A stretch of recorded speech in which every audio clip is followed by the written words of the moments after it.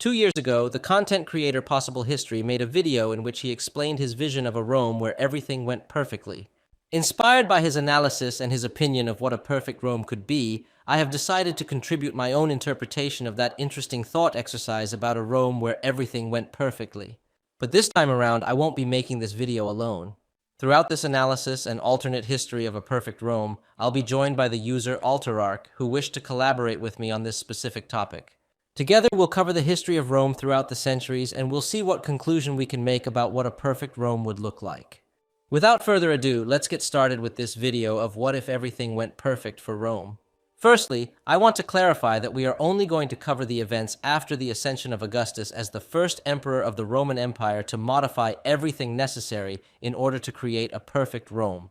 Because if we were to start the changes before that moment, for example, during the Punic Wars, or even during the founding of the Roman Republic after the abolition of the monarchy, by that point we would no longer be talking about the Rome we know. It would be something completely alien and unrecognizable to the Rome of our timeline, making it very difficult to predict the changes we could bring, as well as this video series being a what if everything went perfect for the Roman Empire video and not the Roman Republic, which were two very different things. If you are interested in a what if everything went perfect for the Roman Republic video, then please let me know in the comments section below, and then in the future, maybe me or Alterarch can make that into a video, or even do another collaboration sometime in the future. Rome in its early days was a civilization built on the hardships and adversities it endured. Without those same adversities, Rome would not be the Rome we know. For this reason, we will only begin the changes after the beginning of the empire, leaving everything prior to that event unchanged, just as in our timeline. With all of that said, what could Augustus add to his already great reign to further enhance the empire's future prosperity and ensure its long-term sustainability? The first issue to solve would of course be the prevention of many succession crises coming in the future. Augustus never established a clear, legal, and universally accepted method for imperial succession. What he should have done is to formalize a constitutional succession mechanism like a Senate-approved heir apparent system, combining adoption, merit, and senatorial approval to avoid future instability like the one of the year of the four emperors in 69 CE.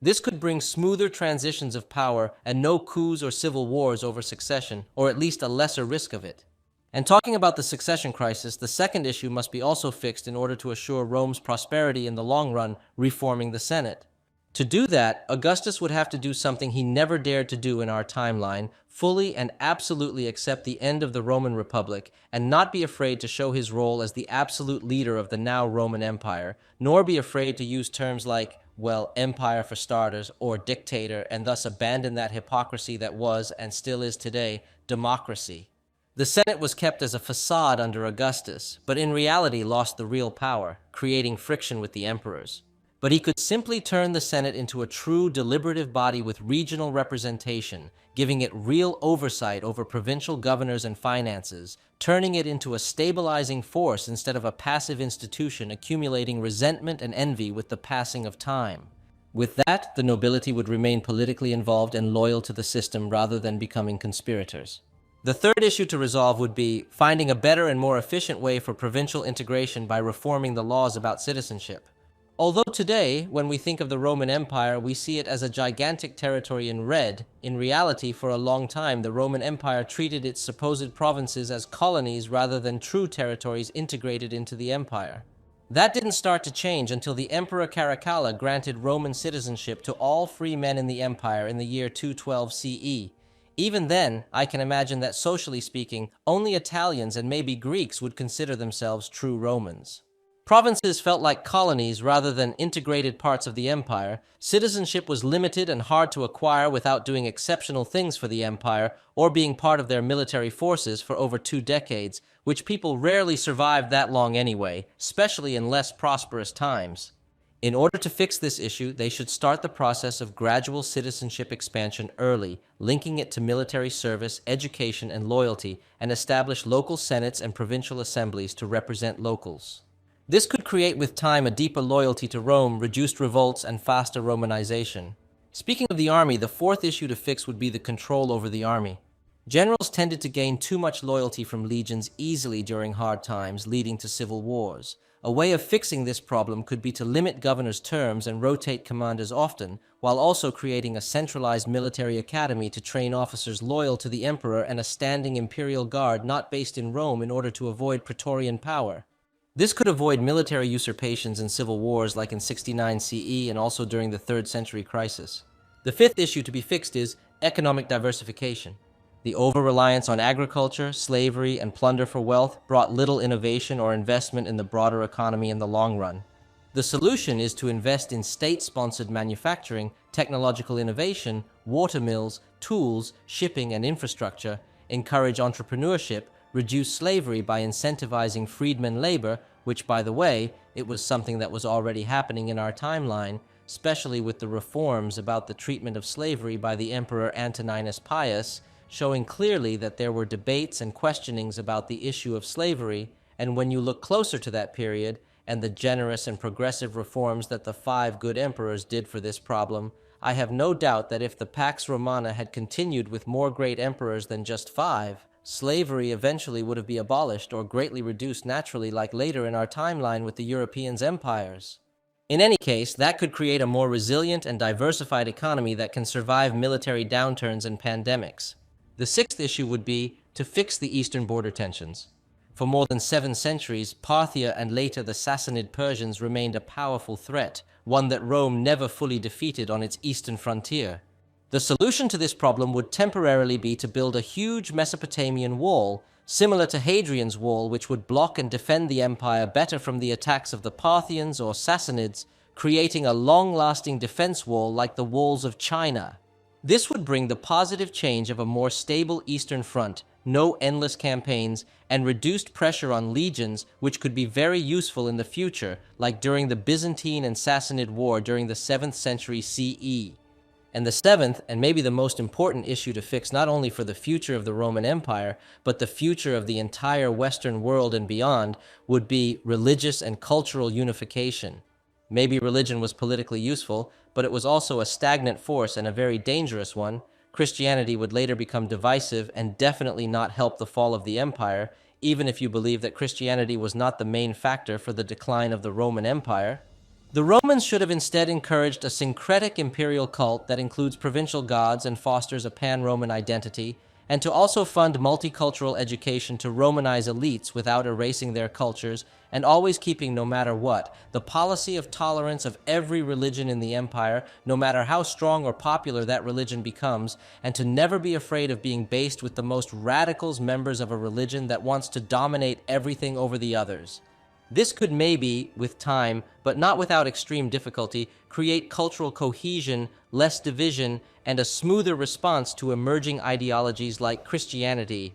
And the last issue that they could have fixed in the early days of the empire would be proper urban planning and population distribution. Rome was overpopulated, too much for their level of technology, while other parts of the empire were underdeveloped.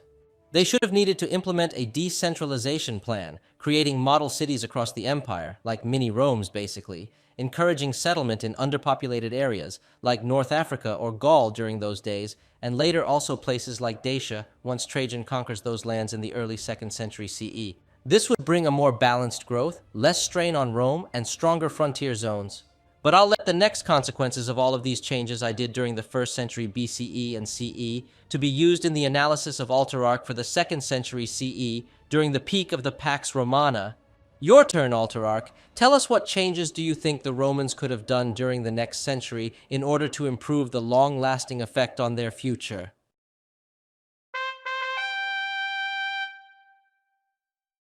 Thank you, Emperor Kalos. Before we talk about more changes the Romans could make, we first need to talk about how the new changes Augustus made during the founding of the Roman Empire has affected Rome at this point in time. Because of Augustus's alternate reforms for proper succession, we will then start to see a more consistent trend of more capable and competent emperors ascending to the throne. And with that, combined with a structured military academy system and tighter control over general loyalty, the civil wars and assassinations that happen in our timeline will no longer be nearly as common, and instead, much more stable succession will be the common trend from here on out. That also means that for the rest of the scenario, it will be impossible for us to tell who is leading the Roman Empire. Just because there's now a more stable succession does not mean that there won't be bad leaders. assassinations, and even potentially civil wars over succession throughout Rome's future. However, the amount of times events like these will happen will be greatly reduced, meaning times when Rome declines in the future will also be greatly reduced. In our timeline, there are approximately 16 major civil wars that broke out throughout the Roman Empire's history, with between 1/3 and 1/2 of all Roman empires being assassinated or killed violently throughout Rome's history. I believe that with the new reforms that we have done, we can prevent similar alternate civil wars and assassinations from happening with the different emperors that would be taking power in this alternate timeline. This means that by the end of the 2nd century, we will already have prevented 3 civil wars. On top of those civil wars being prevented, all the changes Emperor Kalos made will help play different roles in significantly changing Rome's expansionism policies during the 2nd century for the better. The first thing that we will need to change about Rome's expansionism policies during this century is with the European kingdom Dacia. In our timeline, the Romans conquered Dacia, but ended up being extremely expensive to hold on to, and later abandoned because they didn't properly integrate it into the empire, along with the region not being easily defendable. In this perfect timeline, the Romans will conquer Dacia, but instead of annexing it into their territory, they will instead install a puppet kingdom, similar to Rome's puppet kingdoms in the east. From there, Rome can extract natural resources from Dacia, install protocols to keep the puppet monarchs in check so that Dacia doesn't break away, and slowly over time, the Romans can Romanize Dacia to an extent to keep the people loyal, as well as propping up the military to defend itself and Rome against barbarians. By the end of this, Rome will have a strong and loyal buffer state that will defend Rome from the barbarians, while also not having to hold onto uneasy to defend and unloyal territory. Rome could do something similar with the rest of these client states that are in their sphere of influence throughout this century. From there, the change that would be the biggest change in Rome's expansionism is with their war against Parthia. In our timeline, the Romans under Trajan will be able to conquer Mesopotamia temporarily between 113 CE to 117 CE, but eventually lost control of it, and they then had to retreat under Hadrian rule, where he then focused more on defense. After the Romans lost Armenia temporarily to the Parthians twice between 161 CE to 166 CE, before eventually being able to reconquer it. With the 3 civil wars being avoided during this century, along with the wealth from more Roman cities being founded throughout the empire, better economic policies, more cultural integration, and more investments in technological and administrative areas, the Roman Empire will have the funds to construct the Great Mesopotamian Wall, which will be built during this timeline, which will secure the Roman Empire's eastern flank.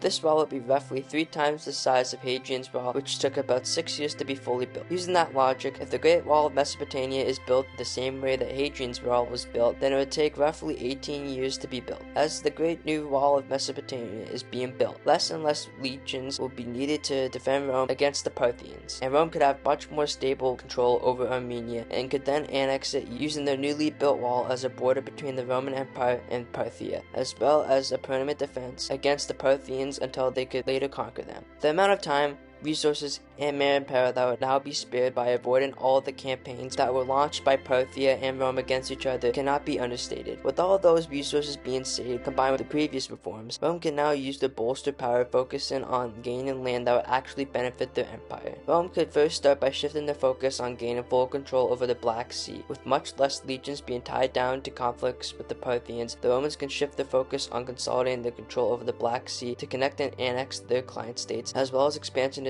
into the Germanic tribes after the eastern flank is secured. In our timeline, the Romans gave up trying to conquer the Germanic tribes after the Battle of Teutoburg Forest, but with all the changes made so far, the Roman Empire would be able to gradually launch campaigns against the Germanic tribes, and by around 180 CE, they would be able to fully annex the Germanic tribes up to the Libi River and integrate them into the empire. By doing this, the Romans will have access to the Germanic tribes' rich resources, as well as having an easier to defend border against the barbarians. From there, the Romans could develop more diplomatic trade relations with Axium, the Kush kingdom, and the Belamies so that they could get more benefits from having those trade relations, as well as 3 new allies. And then eventually over time, they could make them so dependent on trade with Rome that they will become client states of the Roman Empire and eventually puppet kingdoms if Rome really wants to, in order to secure their southern flank in Egypt. As for the British Isles, in our timeline, the Romans lost a lot of manpower trying to push past Hadrian's Wall into Caledonia, only to fail in the end. But in this timeline, they will instead hold out at the wall for this century, assuming the wall is still built in this timeline by Hadrian or another leader who decides to build the wall that comes into power.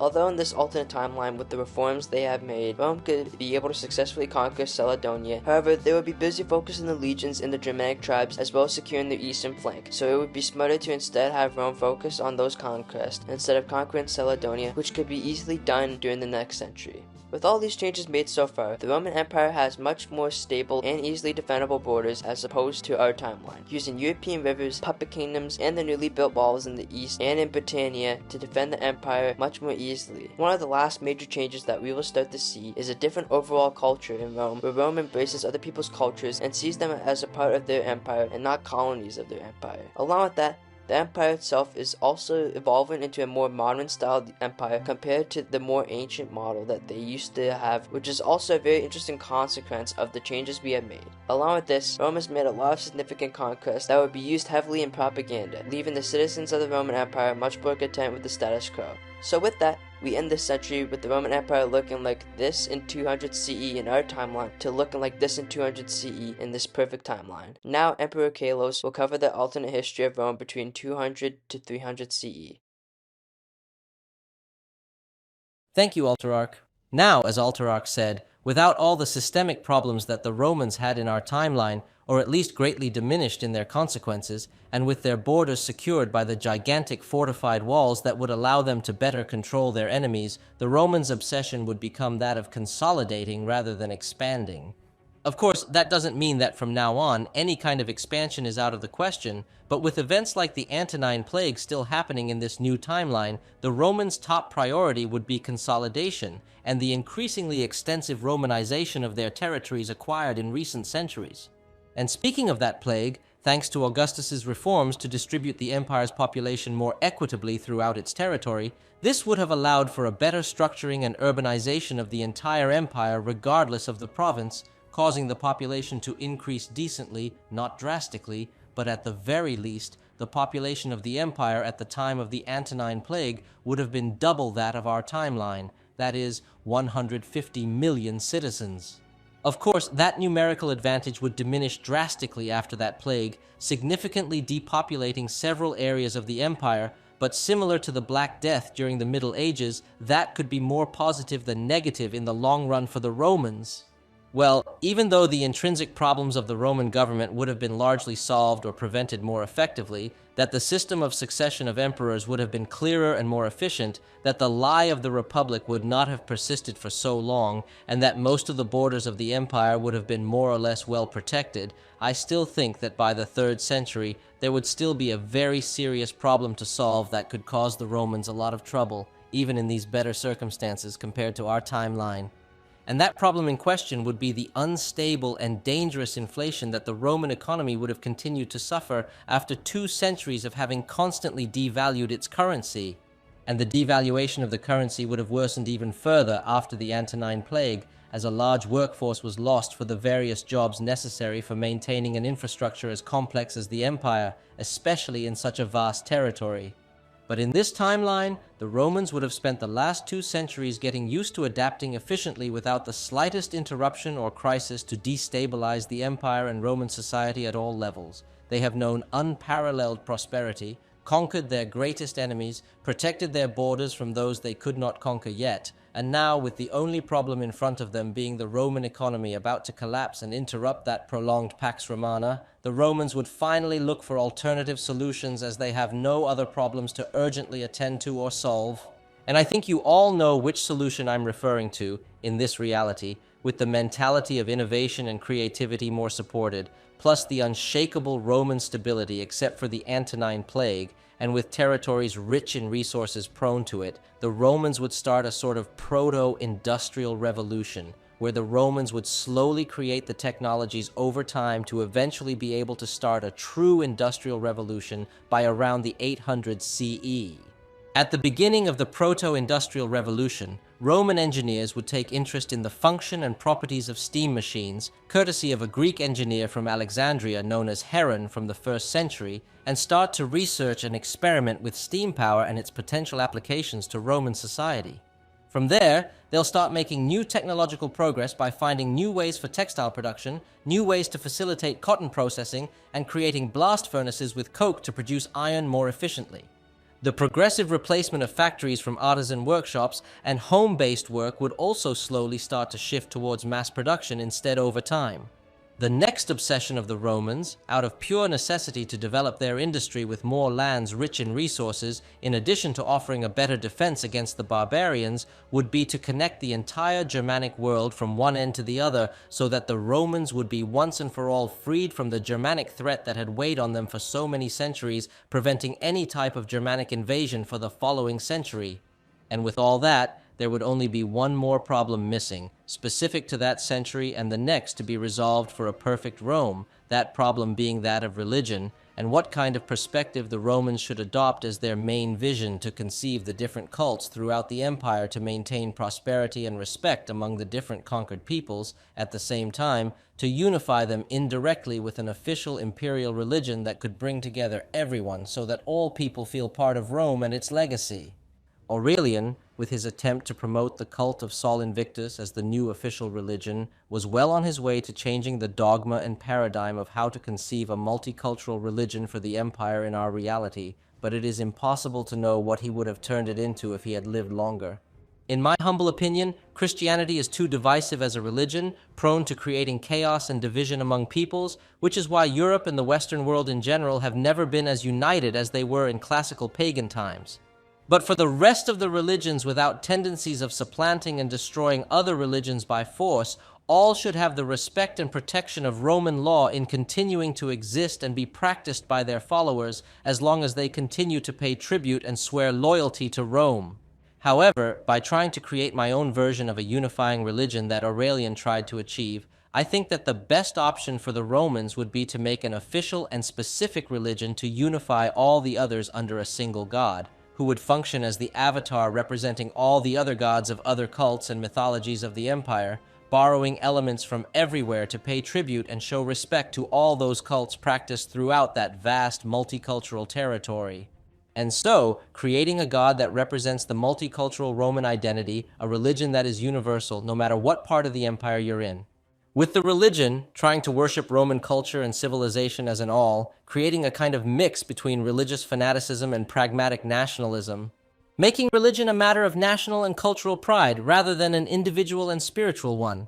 and with that, making absolutely all the inhabitants of a now early proto-industrial Rome at the end of the 3rd century feeling and identifying themselves as 100% pure Romans due to the religion they all share that brings together all the elements of their previous cults in a single concept, in a single ideal, the ideal and pride of being part of the greatest civilization in all history of humanity. With all these elements, changes, and improvements for a perfect Rome, I once again leave the voice to Altararch to recount the changes that the Romans would continue to undergo in a perfect future in that decisive century that was in our reality, the 4th century.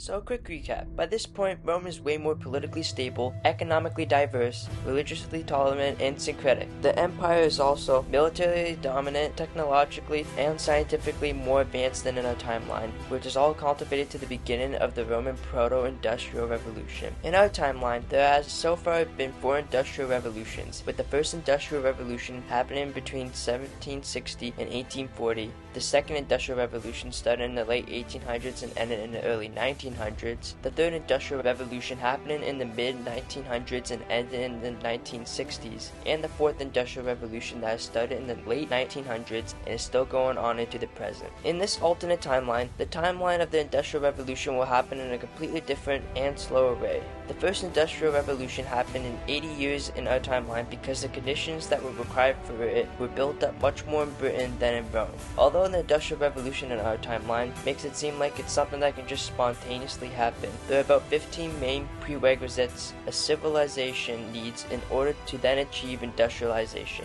Out of the 15 prerequisites, Rome has only achieved about 4 in our timeline, which was having a food surplus, domesticated drought animals, a concept of math, and the belief that the natural and the supernatural world are 2 separate entities, which would be further reinforced in this timeline because of the new Roman religion. Rome, however, was not able to find the connection between physics, math, and engineering. They had no sophisticated economic theory. They had slaves, which means that they didn't have a strong middle class, which is needed to work all of the industrial jobs. They had no machine tools, no calculus, no capitalism, no scientific method, and the list just goes on of things that they have and don't have in order to achieve industrialization. Because of that, in order for Rome to fully achieve industrialization, we need them to develop the rest of the necessary things in order to fully industrialize. Although a true industrial revolution is still centuries away, we would start seeing the beginning of a proto-industrial revolution, with technologies like watermills, windmills, and early mechanism becoming much more common throughout the empire. Metalworking and glass-blowing centers would become more automated, and the Romans could also develop an imperial postal and telegraph system, which could be a hydraulic semaphore network, similar to the Greek fire beacon systems and pressure codes used in the past in our timeline. In order to connect all the major cities that have been built in Rome in this alternate timeline, with this invention, messages will be able to be sent across the empire in just hours, which will have immense civilian and military applications. Moving on to geopolitics, and by this point, Britannia and Caledonia would have long since been Romanized and have been stable and profitable provinces for the empire. From here, it's logical to conclude that the Roman Empire would want to expand into Hibernia, or modern-day Ireland, to gain its resources which they don't have. Although conquering Caledonia won't have too many benefits for Rome, they wouldn't know that because with all the resources that they found in Britannia, they would believe that there would be more in Caledonia, and also it would make a great side quest. At the beginning of 300 CE, they would launch their invasion of Hibernia and then conquer it fully and Romanize and integrate it into the empire by the end of the century. Another place the Romans would conquer would be modern-day Denmark in order to gain access to the Baltic Sea. Although the conquest wouldn't be that important at the moment, besides not having to divert troops to defend the north of Rome from potential barbarian invasions in the future when more powerful civilizations start to appear, then it would become really important for trade. Moving on to Parthia, and by this point in our timeline, they have ended up falling to a rebellion by Ashur I back in 224 CE due to multiple reasons, some internal, and some of which attributed to the pressure the Romans put on the empire in our timeline, which will no longer happen with the creation of the wall, which raises the question, what will happen to Parthia? The first option, which is also the most unlikely option, is that they gradually reform all of the internal problems in their country that they have blamed on the Roman Empire up to this point of their collapse. Or the second more likely option is that Parthia still falls one way or another. The interesting part about Parthia's fall in this timeline, however, is that if the Roman Empire plays its cards right, they could be able to exploit the Parthians' collapse to their benefit. Internally, the Parthians suffered from a weak central authority, infighting between noble families, frequent succession crises because of the unclear inheritance laws, and regional governors or satraps who had quasi-independent power. What Romans could then do is exploit those weaknesses in order to be able to collapse the empire and then divide it into puppet kingdoms like they had previously done in this timeline. What they could do to exploit their weaknesses is cause discontent among Parthian satraps, especially in regions with ethnic or cultural divisions, by using Roman diplomats to do so. They could also offer bribes, economic deals, and promises of autonomy to local rulers who side with Rome, and also grant asylum to Parthian nobles or generals who lost power, and then train them so that they could later on reinstall them as client states. Eventually, when the revolts began, Rome could then launch expeditions into Parthia in order to permanently end the empire by supporting the various movements for independence across Parthia to eventually grant them independence, but under Roman puppets, while also annexing the Fertile Crescent to connect to their vessels, which they were able to briefly do in our timeline before they pushed the Romans back again. By the end of the century, Rome would have been able to take advantage of the instability they caused in Parthia and fully subjugate the rest of the empire, turning it into another puppet kingdom. Geopolitically, the Roman Empire is now left with a new province and a bunch of new puppet kingdoms that they could use for trade and defense, as well as expanding Roman influence into the east more and getting rid of their greatest rival. One last thing that I would like to mention is that with all the reforms and changes that we have made in this alternate timeline, there are so many horrific events that have been butterflied away, which eventually led to the permanent division of Rome in 395 CE, which has now been officially prevented. I cannot understate just how much the Roman Empire not collapsing will affect this alternate timeline. In our timeline, when the Roman Empire collapsed, it took mankind over a millennia to get back to the amount of progress we had before the Romans collapsed. So not only are we preventing the Roman Empire from collapsing, but we are also allowing technological progress to be made that wouldn't happen for over another millennia, which means that if Rome survives to the modern day, society would be over 1,000 years more progressed than in our timeline.